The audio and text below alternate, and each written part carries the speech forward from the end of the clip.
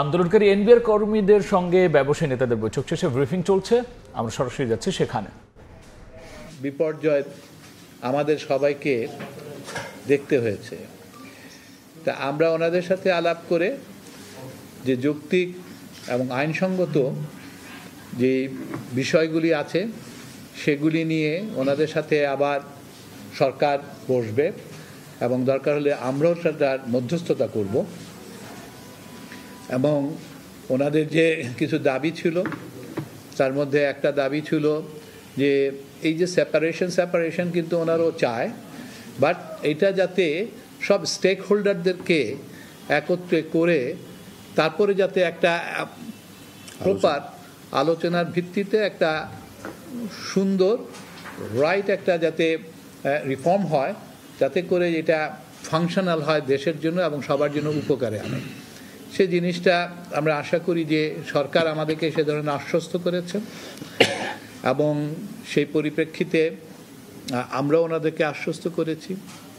এখানে কিছু হয়তো হয়রানিমূলক জিনিসের ঘটনাও ঘটতে পারে এবং সেটা নিয়েও আমরা আলোচনা করেছি এবং সরকার আমাদেরকে আশ্বস্ত করেছে যে এই জিনিসগুলি ওনারা বিবেচনার মধ্যে নিচ্ছে এবং সব পক্ষ নিয়েই আগামীতে যাতে কোনো ধরনের আর কোনো প্রবলেম সৃষ্টি না হয় সেটা আমাদেরকে সরকারের তরফ থেকে আশ্বস্ত করেছে, যাতে আমরা ওনাদেরকে আশ্বস্ত করতে পারি।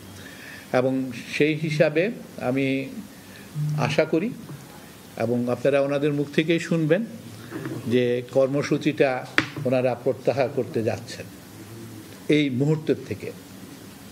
ধন্যবাদ। বিসমিল্লাহির রহমানির রহিম। আমি প্রথমে কৃতজ্ঞতা জানাতে চাই ব্যবসায়ী সংগঠনের যারা আমাদের এই কার্যক্রমের সাথে জড়িত ছিলেন।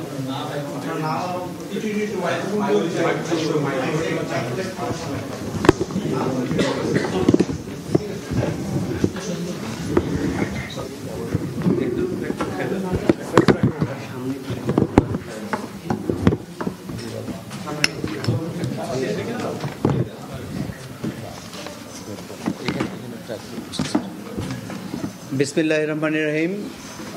আসসালামু আলাইকুম। আমি প্রথমেই ধন্যবাদ এবং কৃতজ্ঞতা জানাতে চাই যারা ব্যবসায়ী সংগঠনের নেতৃবৃন্দ যারা আছেন এখানে, যারা এই সংকট নিরসনে সর্বাত্মক এবং সর্বোচ্চ প্রচেষ্টা দিয়েছেন এবং সরকারকে বোঝাতে সক্ষম হয়েছেন যে আমাদের দাবিটা যৌক্তিক ছিল এবং আমরা এই সরকারের আশ্বাসের প্রেক্ষিতে আমরা যে কার্যক্রম গ্রহণ করছি এটা আমি একটু পড়ে শোনাবো।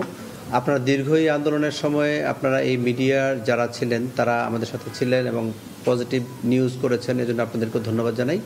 আমি এখন একটু আমাদের প্রেস রিলিজটা একটু পড়ছি।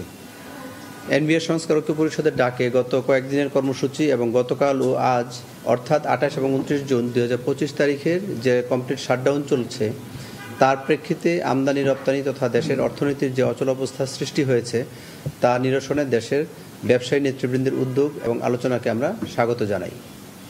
মাননীয় অর্থ উপদেষ্টার সাথে ব্যবসায়ী নেতৃবৃন্দের আলোচনার প্রেক্ষিতে কিছু বিষয়ে ইতিবাচক প্রতিশ্রুতি পাওয়া গেছে। অন্যদিকে সরকার রাজস্ব ব্যবস্থার সংস্কারে যে 5 সদস্য বিশিষ্ট উপদেষ্টা কমিটি গঠন করেছে তাকে ঐক্য পরিষদ স্বাগত জানায়। আমরা এই কমিটির সাথে সক্রিয়ভাবে কাজ করে টেকসই রাজস্ব সংস্কার করতে অবদান রাখতে পারব বলে আশা করি। এমতাবস্থায় দেশের শীর্ষস্থানীয় ব্যবসায়ী নেতৃবৃন্দের অনুরোধের প্রেক্ষিতে এবং দেশের আমদানি রপ্তানি ও সাপ্লাই চেইন সচল রাখা তথা অর্থনীতির বৃহত্তর স্বার্থে এবং জনগণের স্বার্থ বিবেচনায় নিয়ে এনবিআর সংস্কার ঐক্য পরিষদ তাদের কমপ্লিট শাটডাউন এত দ্বারা প্রত্যাহার করেছে। তবে একটি পূর্ণাঙ্গ এবং টেকসই রাজস্ব ব্যবস্থা সংস্কারে আমাদের উদ্যোগ ও কার্যক্রম যথারীতি অব্যাহত থাকবে।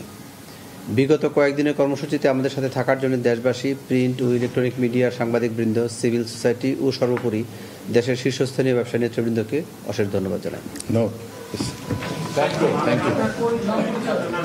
আমি হাসান মোহাম্মদ তারেক রিকাবদার, সভাপতি এনবিআর সংস্কার ঐক্য পরিষদ।